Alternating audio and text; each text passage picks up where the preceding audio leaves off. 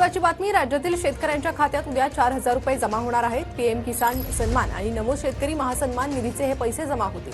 पंतप्रधान मोदींच्या हस्ते उद्या वाशिममधील कार्यक्रमातून राज्यातील सर्व शेतकऱ्यांसाठीच्या आज दिवसभरातील महत्त्वाच्या ठळक बातम्या। शेतकऱ्यांसाठी अतिशय महत्त्वाची अपडेट आली आहे, त्यामुळे व्हिडिओ नक्की शेवटपर्यंत बघा।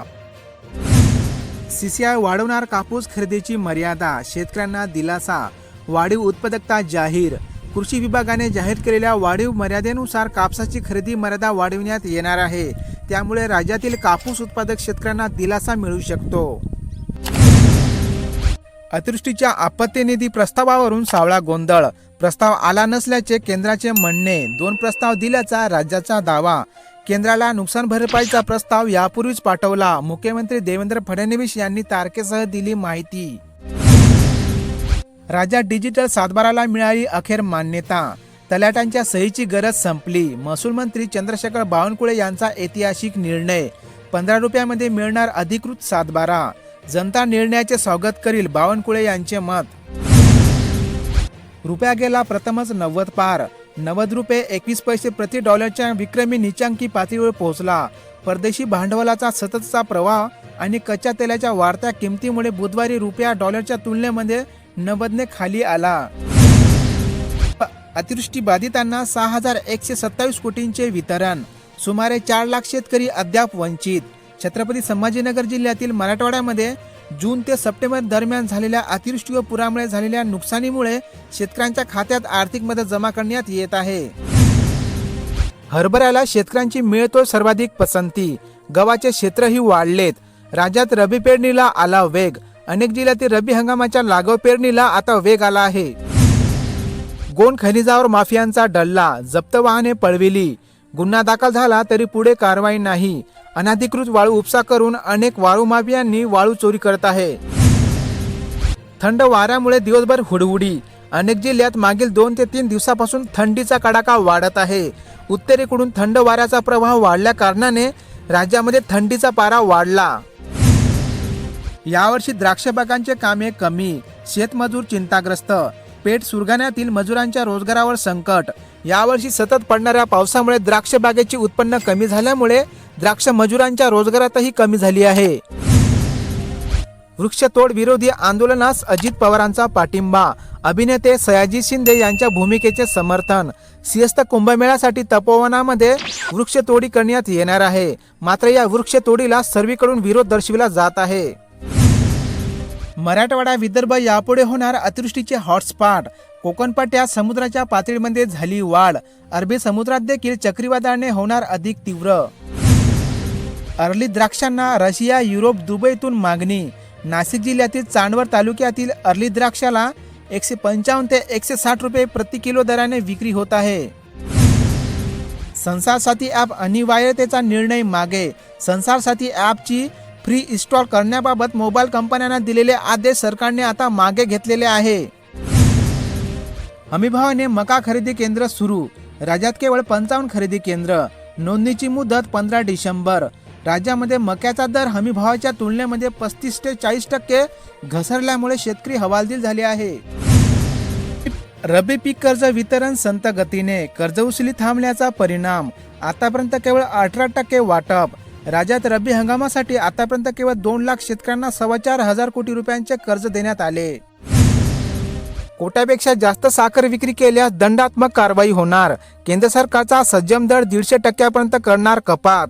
देशातील साखर उपलब्धता नियंत्रण ठेवण्यासाठी आणि बाजारातील शिस्त राबवण्यासाठी केंद्र सरकारचा निर्णय। बँकांच्या येण्याच्या उद्योगांना अडसर, अट रद्द करण्याची मागणी। कृषी प्रक्रिया उद्योगांनी वेधले लक्ष, ज्याद्वारे कृषी प्रक्रिया उद्योगांना चालना मिळणार आहे। खेडा खरेदीमध्ये कापसाचे दर हमीभावापेक्षा कमीच, खानदेशामध्ये आवक कमी झाली। 6,500 ते 6,800 रुपयाचा दर खानदेशामध्ये कापसाला मिळत आहे। पूर चक्रीवादळामुळे 1400हून अधिक दगावले। इंडोनेशिया, श्रीलंका, थायलंड, मलेशियामध्ये स्थिती बिकट, दूरसंचार सेवा खंडित। जात जनगणनेसाठी केंद्राकडे काहीच ठोस योजना नाही, राहुल गांधीचा सरकारवर विश्वासघाताचा आरोप। भाजप सरकारने बहुजनासोबत विश्वासघात केले असा आरोप त्यांनी केला। 300 रुपयामध्ये गॅस सिलेंडर, आसाम सरकारची मोठी घोषणा. प्रधानमंत्री उज्ज्वला योजनेअंतर्गत लाभार्थ्यांना लवकरच LPG सिलेंडर केवळ 300 रुपया दराने मिळणार आहे. अनेक जिल्ह्यांमध्ये कापसाच्या दरात थोडी वाढ झाली असून राज्यातील विविध बाजार समितीमधील कापसाचे आजचे ताजे बाजारभाव तुम्ही या ठिकाणी पाहू शकता. दुर्गम भागात मिळेल मोबाईल नेटवर्क, राज्य सरकारचा स्टारलिंक सोबत करार, तांत्रिक अडचण होणार दूर.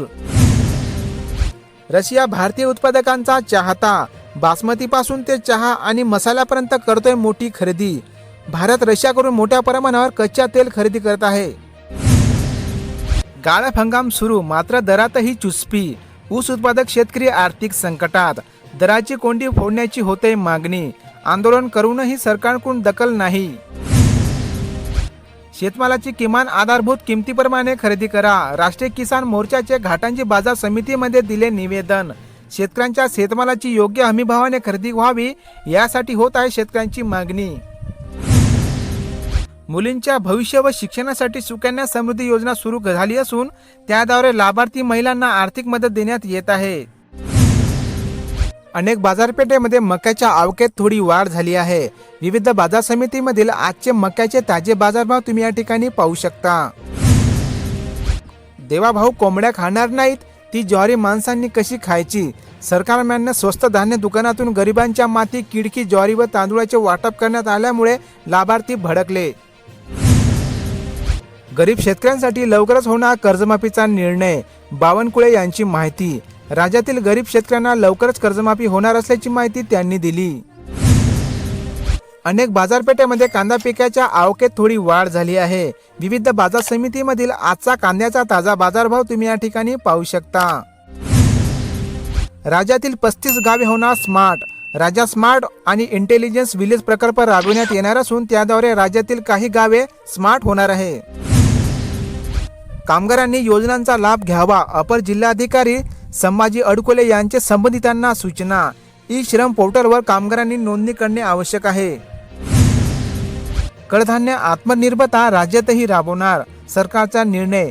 शेतकऱ्यांना दिलासा. सरकारच्या कडधान्य आत्मनिर्भर अभियान राबवण्यात येत असून महाराष्ट्रातील 34 जिल्ह्यांचा समावेश करण्यात आला आहे.